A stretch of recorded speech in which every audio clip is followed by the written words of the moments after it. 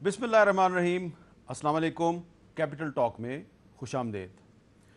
Corona virus एक आलमी वबा है जिसने पूरी दुनिया को बदल दिया है। दुनिया भर में लाशें गिर रही हैं और दुनिया के मुख्तलिफ ममालिक का जो तर्ज़ ज़िंदगी है वो बदल गया है। दुनिया बदल गई लेकिन अभी तक पाकिस्तान नहीं बदला। हो सकता है कि आपको मेरी ये बात काफ़ी अजीब सी लग रही हो, क्योंकि आप में से बहुत से लोग ऐसे हैं जो पिछले चंद हफ्तों से अपने घरों में बैठे हैं।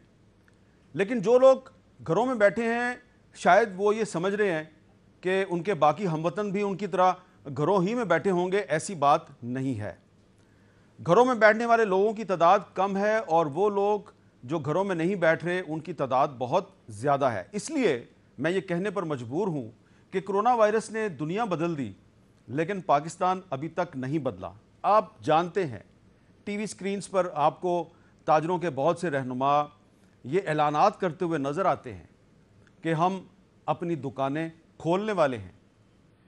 टीवी स्क्रीन्स पर आपको बहुत से मोहतरम उलमा कराम ये कहते हुए नज़र आते हैं कि हम मसाजिद में बाजमात नमाजें अदा करने का ऐलान करते हैं।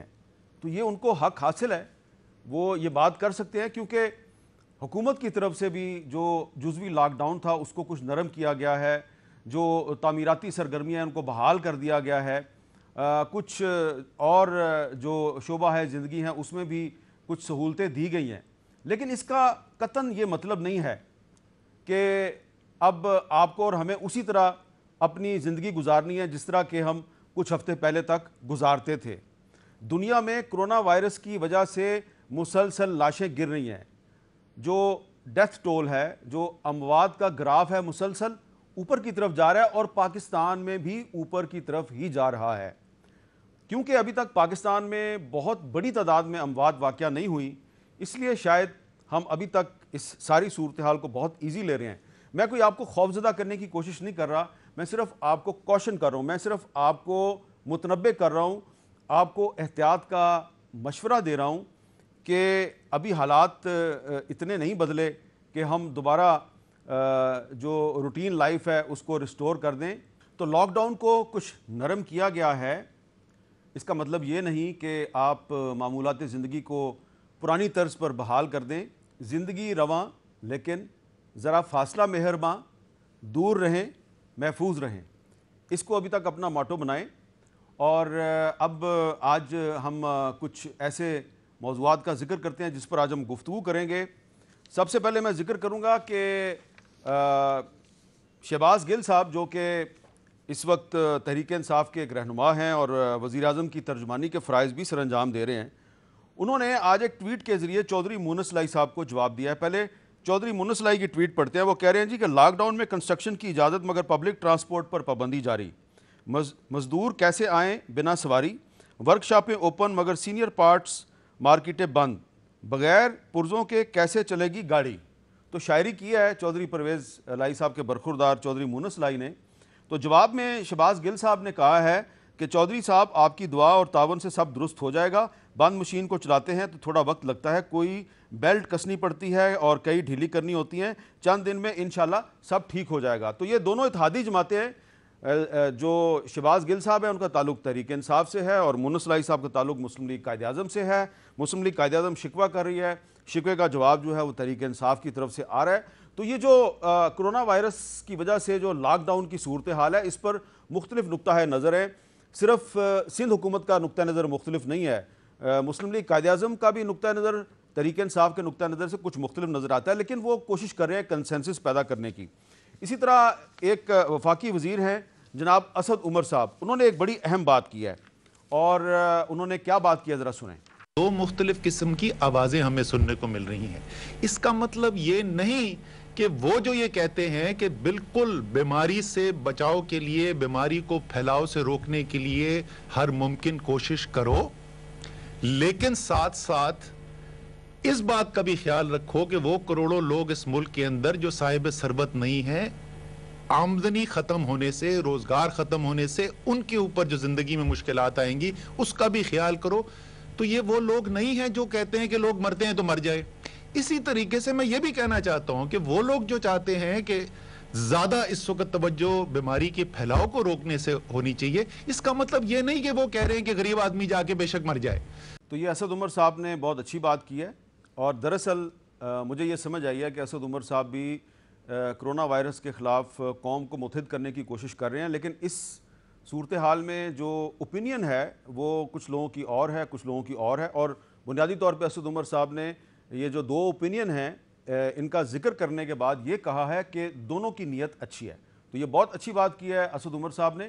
ہو سکتا ہے کچھ لوگ ان سے اختلاف بھی کریں، لیکن مجھے ان کی بات سے کوئی اختلاف نہیں، لیکن کیونکہ ان کی الفاظ کے چناؤ سے یہ نظر آ رہا ہے کہ وہ سب کو ساتھ لے کے چلنا چاہتے ہیں، اور یہ بہت اچھی اسپرٹ ہے اسد عمر صاحب کی.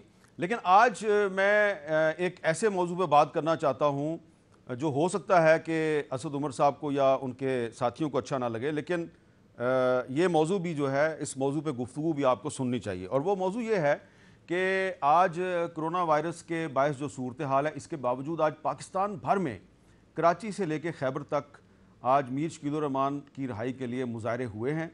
اور ان مظاہروں میں ہر شعبہ ہے زندگی نے حصہ لیا ہے. اور آپ دیکھیں کہ کچھ عرصے سے جب سے میر شکیل الرحمان کو ایک جھوٹے کیس میں گرفتار کیا گیا، نہ ابھی تک ان پر مقدمہ درج ہوا ہے، نہ کوئی ریفرنس دائر کیا ہے نیب نے، لیکن ان کو سلاخوں کے پیچھے ڈالا ہوا ہے. تو پاکستان کی مختلف پولیٹیکل پارٹیز کے تمام سیاستدان جو ہیں انہوں نے میر شکیل الرحمان کی حمایت. پاکستان کے مختلف مکاتب فکر کے تمام علماء جو ہیں انہوں نے میر شکیل الرحمان کو رہا کرنے کا مطالبہ کیا ہے. پاکستان کے ممتاز ماہرین قانون، سپریم کورٹ بار ایسوسی ایشن کے عہدیداران، پاکستان بار کونسل کے عہدیداران، Lahore high court bar, Sindh high court bar, Balochistan high court bar, Peshawar high court bar, غرض پاکستان بھر کی جو بار ایسوسی ایشنیں ہیں انہوں نے میر شکیل الرحمان کی رہائی کا مطالبہ کیا ہے. تمام قومی سطح کی اور عالمی سطح کی جو انسانی حقوق کی تنظیمیں ہیں وہ بھی میر شکیل الرحمان کی رہائی کا مطالبہ کر رہی ہیں، اور ان کا یہ خیال ہے کہ ان کے ساتھ ناانصافی ہوئی ہے. تو آج اس موضوع پہ ہم بات کریں گے، کچھ ماہرین قانون سے ان سے پوچھیں گے کہ میر شکیل الرحمان کو گرفتار کیوں کیا گیا اور ان پر جو الزامات لگائے گئے ہیں ان کی حقیقت کیا ہے. سب سے پہلے ہم بات کریں گے چودھری اعتزاز حسن صاحب سے. ان سے نہ صرف بات کریں گے ہم میر شکیل الرحمان کے کیس پہ، بلکہ ان سے یہ بھی پوچھیں گے کہ آج کل کرونا وائرس کے باعث بہت سے لوگوں نے اپنے آپ پہ بندشیں لگا رکھی ہیں، تو چودھری صاحب نے بھی اپنے آپ پہ کچھ بندشیں لگا رکھی ہیں، تو وہ ان بندشوں میں زندگی کیسے گزار رہے ہیں، اسٹے ایٹ ہوم کے فارمولے پہ عمل درآمد کیسے کر رہے ہیں، اور جو لوگ اس فارمولے پر عمل درآمد نہیں کرنا چاہتے ان کے بارے میں چودھری صاحب کی رائے کیا ہے. تو چودھری اعتزاز حسن صاحب سے بات کرتے ہیں. چودھری صاحب بہت شکریہ، آپ نے ہمیں وقت دیا. چودھری صاحب یہ آپ سے جاننا ہے کہ ایک طرف آپ جانتے ہیں کہ کرونا وائرس کے باعث بہت سی لوگوں کو مشکلات کا سامنا ہے، بہت سے لوگ گھروں میں بیٹھے ہوئے ہیں، بندشیں ہیں، اس کے باوجود آج پاکستان بھر میں میر شکیل الرحمان کی رہائی کے لیے مظاہرے ہوئے ہیں.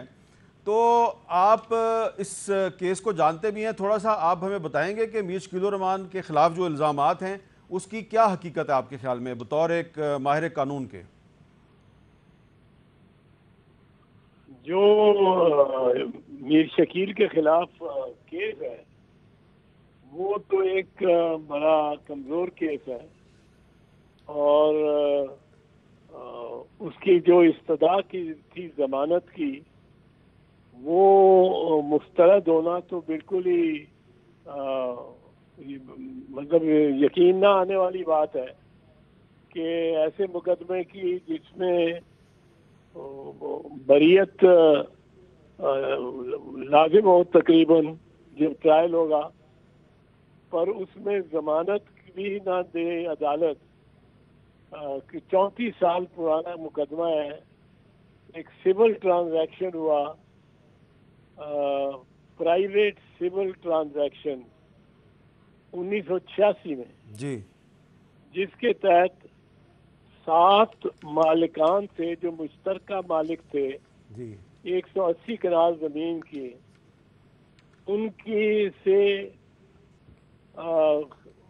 خریدنے کا معاہدہ میر شکیل الرحمان نے کیا. خرید اس لیے نہیں سکتے تھے، وہ خرید اور فروخت کا عمل اس لیے نہیں ہو سکتا تھا کہ قبل ازیں لاہور ڈیولپمنٹ اتھارٹی نے اس زمین کو بمائے دیگران بہت بڑی جو جوہر ٹاؤن کی اسکیم بنائی، اس میں حکومت نے ارادہ ظاہر کر دیا نوٹیفیکیشن کے ذریعے، section 4 of the land acquisition act کے تحت جی یہ نوٹیفیکیشن نکال دی، جس میں اس زمین کا بھی اندراج تھا. اور جب سیکشن 4 کی نوٹیفیکیشن ہو جائے اور یہ کوئی لینڈ ڈیولپمنٹ اتھارٹی جس میں LD ہے، جی یہ گورنمنٹ سے یہ نوٹیفیکیشن کروا لے کہ اتنی یہ اس زمین پہ ہمارا ارادہ ہے اس کو لینے کا، تو اس کے بعد انتقال نہیں ہو سکتا کہ وہ انتقال ہو جائے زمین ان 7 مالکان سے اچھا شکیل الرحمان کو. لیکن یہ ملکیت کا حق بنیادی حق ہے آئین کے تحت، تو اس لیے ان 7 مالکان کی بہرحال ملکیت برقرار رہتی ہے تا وقت کہ یہ ایکوزیشن کی پروسیس پوری کمپلیٹ نہ ہو جائے اور وہ پھر بیچ دیں. اور اس وجہ سے اب یہ کوئی اس میں 2 سال لگے، 4 سال لگے، 6 سال لگے، لیکن لوگ تو جو بیچنا چاہتے ہیں وہ بیچنا چاہتے ہیں، جو خریدنا چاہتے ہیں وہ خریدنا چاہتے ہیں، جو بیچنا چاہتے ہیں ان کو ضرورت ہوتی ہے پیسے کی، مثال کے طور پہ وہ بیچ کے کوئی اور کس جگہ گھر بنانا چاہتے ہیں. تو یہ طریقہ ایک عام ہے ٹھیک ہے کہ irrevocable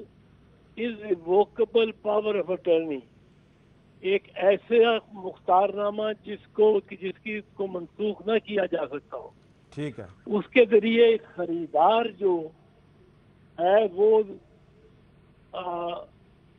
اختیارات لے لیتا ہے مالکان سے.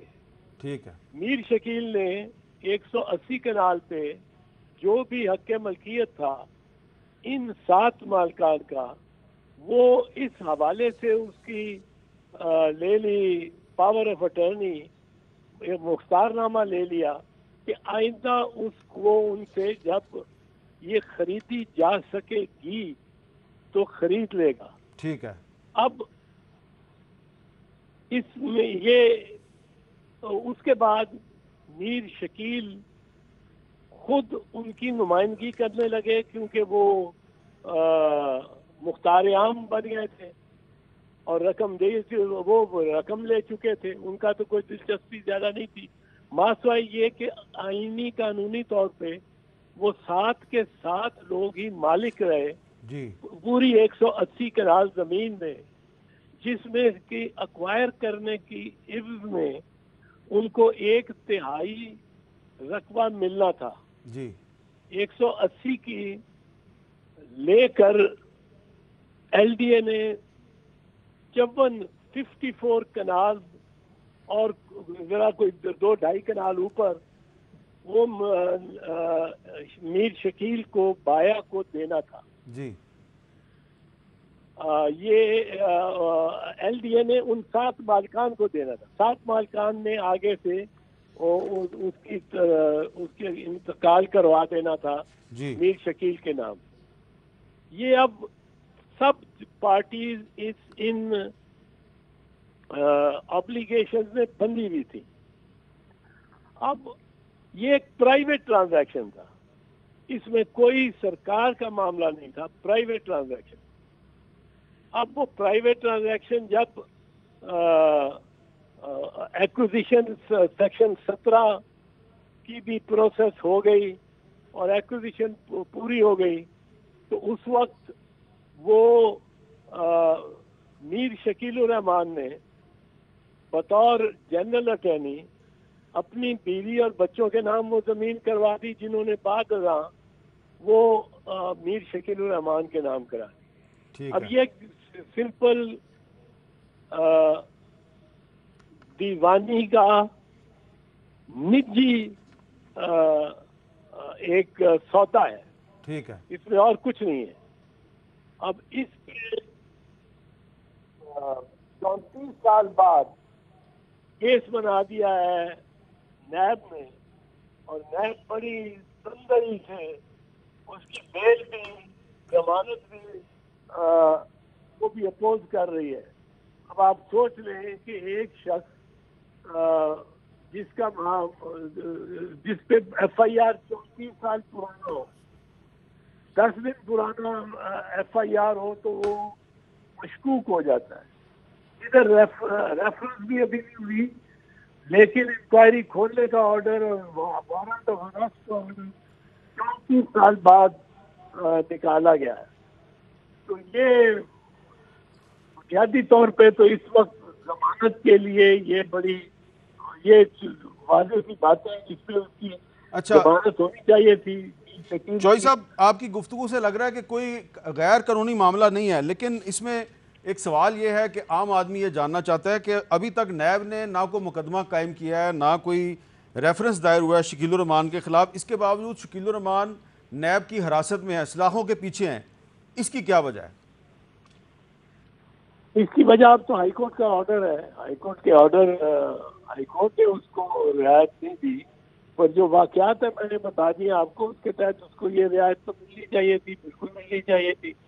لیکن نیب نے بہت سارے کیسز میں نیب میں یہی ہے کہ نہ ایف آئی آر کرائی ہوئی ہے، نہ ریفرنس کرائی ہوئی ہے. بندوں کو پکڑ لیتے ہیں، گرفتار کر لیتے ہیں اور پھر تفتیش شروع کرتے ہیں. کئی دفعہ سپریم کورٹ آبزرویشن دے چکا ہے کہ یہ اچھی بات ہے، پہلے پکڑتے ہو پھر تفتیش شروع کرتے ہو. تو وہی اسی چنگل میں اور اسی مشکل میں میر شکیل الرحمان بھی آ گیا ہے. پر یہ کوئی نیب کا طریقہ کار ہی، انداز ہی انوکھا ہے، اور بہرحال ہے وہ یہ، اور باقی لوگوں کے ساتھ بھی یہی کرتے رہے. چوئی صاحب، آپ اتنے پرانے وکیل ہیں، اتنا زیادہ نیب کے کیسوں کو آپ نے ڈیل کیا ہے، تو اس طرح کی کوئی مثال پہلے ہے کہ بغیر مقدمے کے، بغیر ریفرنس کے بندہ جو ہے اس کو آپ کمپلینٹ ویریفیکیشن کے مرحلے پہ آپ اندر رکھیں؟ یہ نیب کی نظیریں ہیں. اچھا، نیب کی نظیریں ہیں.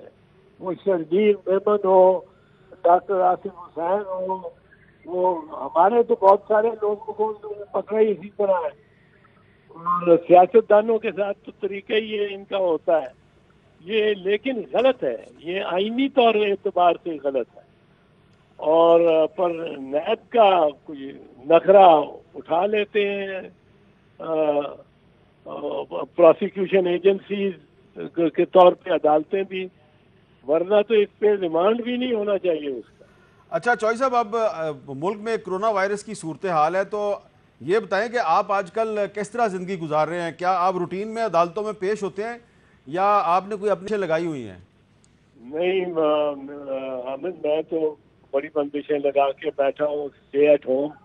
وہ گیا ہوں اگر تو شکیل کے کیس میں 3 مرتبہ گیا ہوں، اور میرے بڑے بھائی جو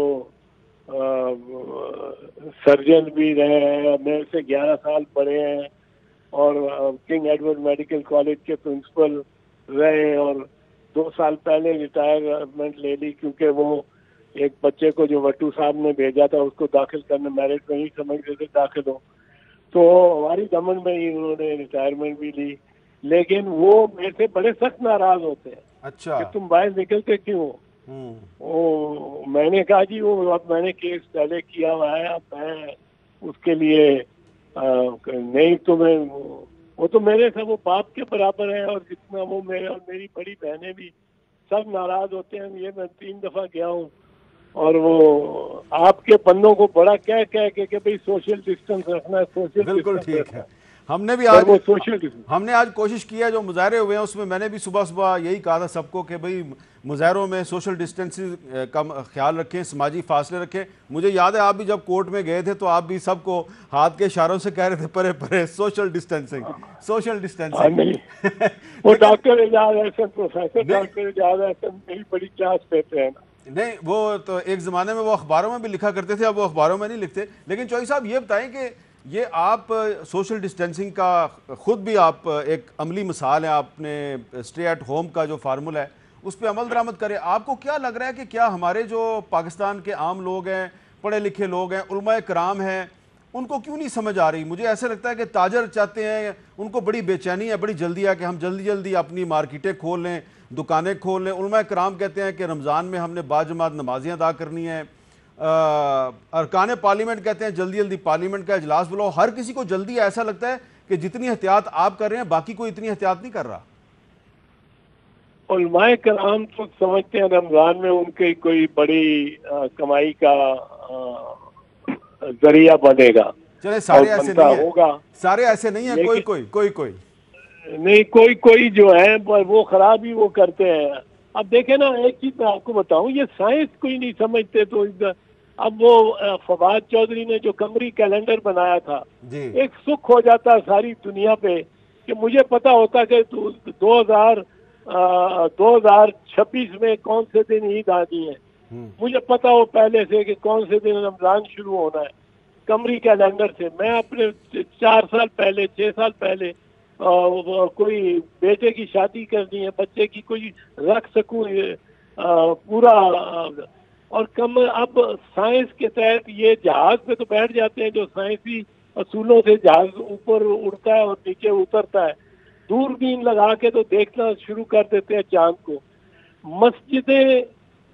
मस्जिदें जो खाना काबा की मस्जिद है वो बंद हो गई है, मस्जिद नबी बंद हो गई है। अब इनकी मस्जिदें उनसे बड़ी तो ज्यादा मोतबर मस्जिदें नहीं है, वो बंद हो गई है। हज का पता नहीं इस दफा हो या ना हो, अभी तक कंफर्म नहीं किया सऊदी अरब ने। तो ये क्या मतलब है? ये जरूर जरसूमा फैलाना चाहते हैं लोगों में। इनको तो चाहिए पर इज्तिहाद करें। इज्तिहाद का मकसद ही है कि इज्तिहाद करके, अगर ये आलम लोग हैं, अगर आलम है तो ये इज्तिहाद करके कहें कि जी ये इज्तिहाद है, ये असूल है। आप अपने घर में तरावी भी पढ़ें और आप अपने घर में नमाज भी पढ़ें, जमात नमाज, जुमे की भी नमाज पढ़ें।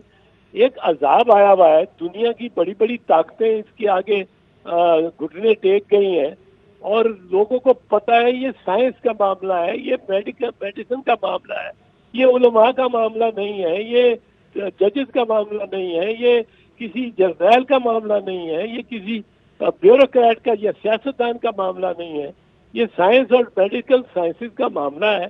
वो जो बताते हैं कि ये असूल रवा रखने चाहिए और इन उलमा को भी समझना चाहिए। बहुत बहुत शुक्रिया। चौधरी एतजाज हसन साहब हमारे से बात कर रहे थे और आखिर में उन्होंने हमसे अपील की है कि आपको समझना चाहिए। तो एक वक्फा लेते हैं और वक्फे के बाद जो मीर शकील उर रहमान पे जो मुकदमा है इसके कुछ मजीद आइनी और कानूनी और सियासी पहलुओं में बात करेंगे। वक्फे के बाद दोबारा मिलते हैं।